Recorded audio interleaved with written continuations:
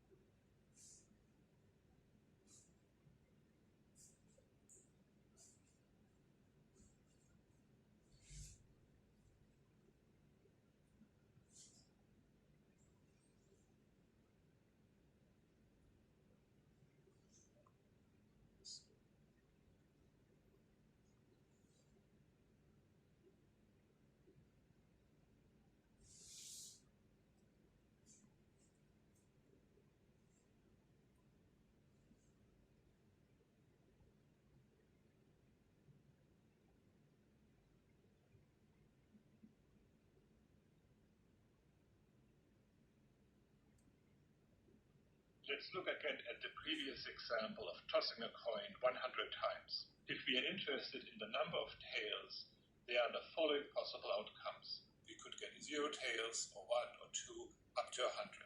Now, how likely is each of these outcomes? We know that this is the binomial distribution with n equal 100 and p equal 1/2, because if we call a coin landing tails a success, then the number of tails is simply the number of successes in 100 experiments. So if we are interested in the statistic that counts the number of tails, then this statistic is a random variable whose probability histogram is given by the binomial distribution. This is called the sampling distribution of the statistic. The reason why we use a sampling distribution is because it provides more detailed information about the chance properties of the statistic than the summary numbers given by the expected value and the standard error alone.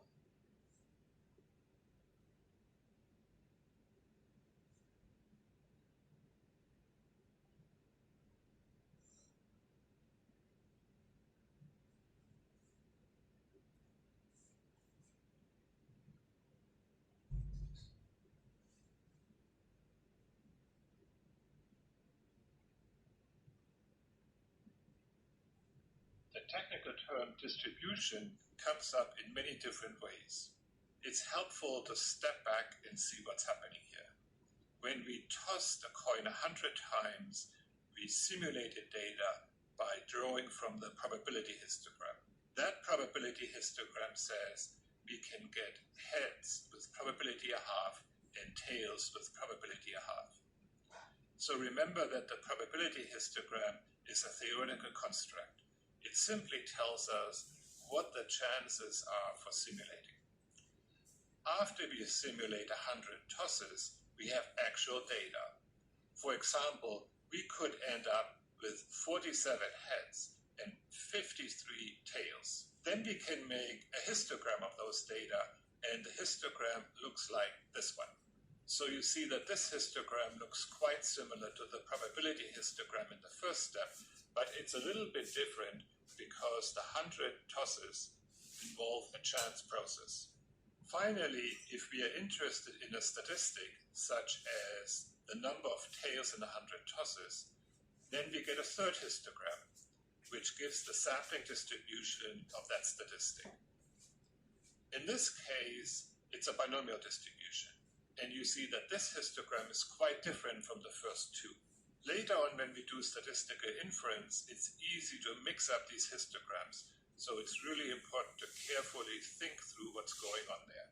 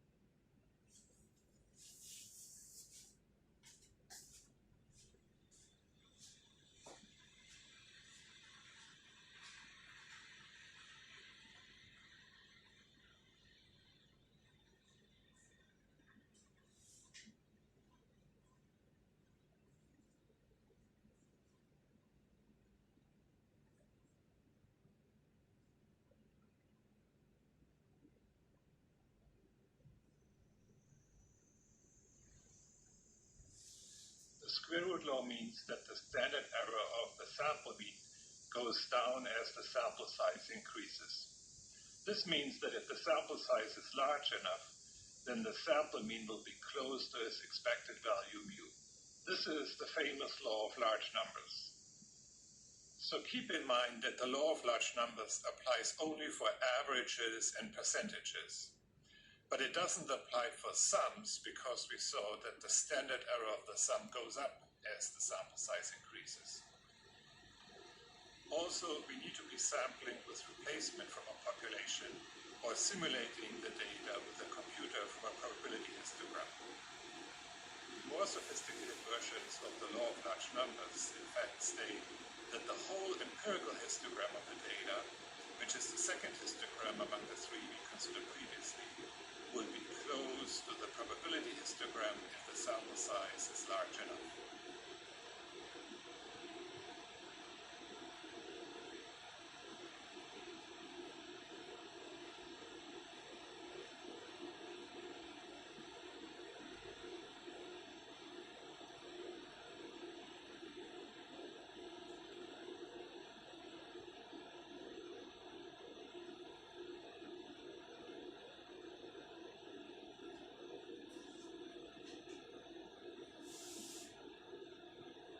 Now let's go back to the online game, which we considered earlier, where you win a small prize with probability 0.2.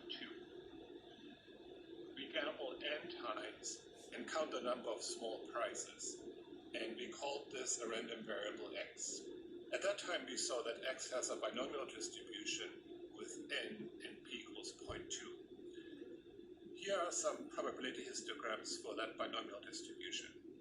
If n equals 1, we see that it's a very much skewed histogram. And for n equals 10, it still has a long right tail. But for n equals 50, looks pretty much like a normal curve. This is an example of the famous central limit theorem. It says that when we sample with replacement and n is large, then the sampling distribution of the sample average, or of the sum, or of the percentage, approximately follows the normal curve. That means we can use normal approximation to compute probabilities. To standardize, we subtract off the expected value of the statistic and then divide by its standard error. The name central limit theorem comes from the fact that it has a central place in statistical theory.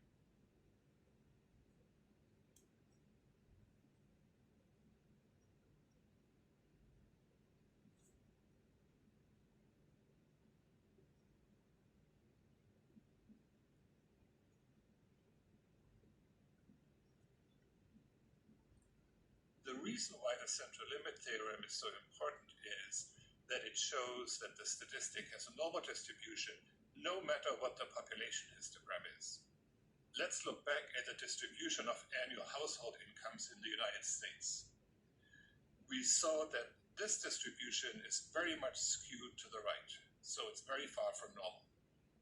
The mean of the household incomes was $67,000 and the standard deviation was $38,000. So if we sample n incomes at random among all the households, then we know that the sample average follows the normal curve, even though the histogram of the incomes itself is far from normal. And to do normal approximation, we need to subtract off the expected value of the statistic, which in this case is the average of all incomes, namely 67,000. And then we have to divide by the standard error of the statistic, and we know by the square root law that one is 38,000 over square root sample size. For example, let's take 100 incomes. If n equals 100, then square root n is 10, and so the standard error is equal to $3,800. The central limit theorem says that the sample mean follows the normal curve centered at $67,000 with a standard error of $3,800. So the empirical rule says if we go one standard error above the average, then there's a 16% chance to fall above that number. And one standard error above average is precisely that 70,800 we were looking at. Let's go back to our example about online gambling.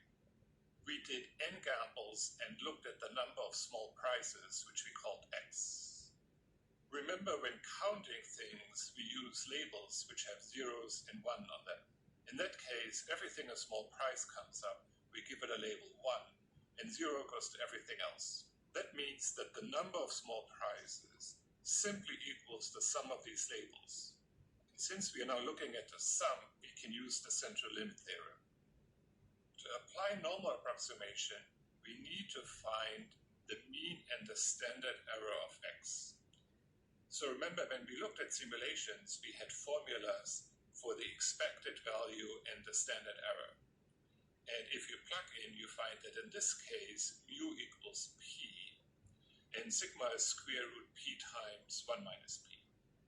That was the formula for one gamble.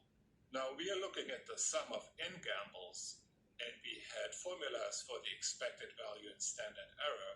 And these formulas show that the expected value of the sum x equals n times p, and the standard error is square root n times p times 1 minus p. Those are the numbers we use when we standardize x. And remember, we found the same thing when we talked about the binomial distribution.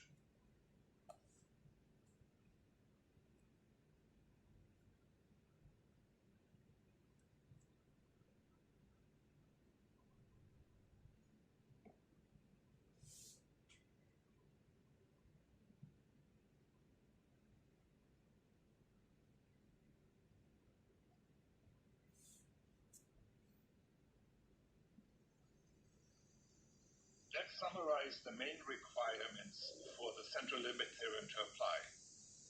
First, we we need to sample with replacement, or we need to simulate independent random variables from the same distribution. It turns out there are actually also central limit theorems for sampling without replacement. And in any case, we know that if the sample size is much smaller than the population size, then sampling without replacement is about the same as sampling with replacement, and so everything works out. The second important requirement is that the statistic we are looking at must be a sum.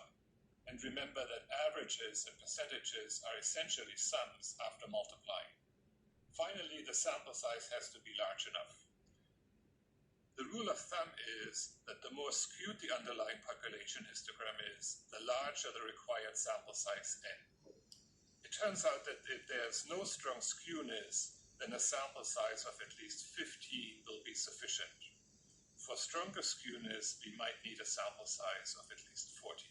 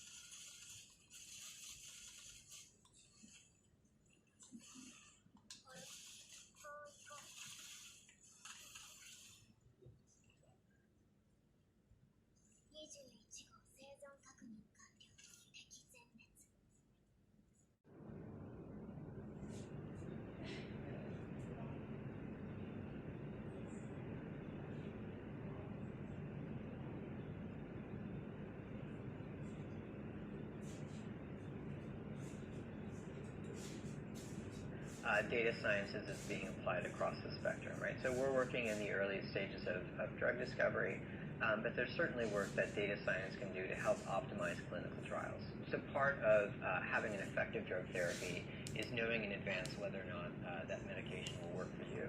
And maybe you've had this experience, right? You go to your doctor, you're not feeling well, you're given a prescription, and then the doctor says, and if this doesn't work, right, come back in a couple weeks and we'll try something different.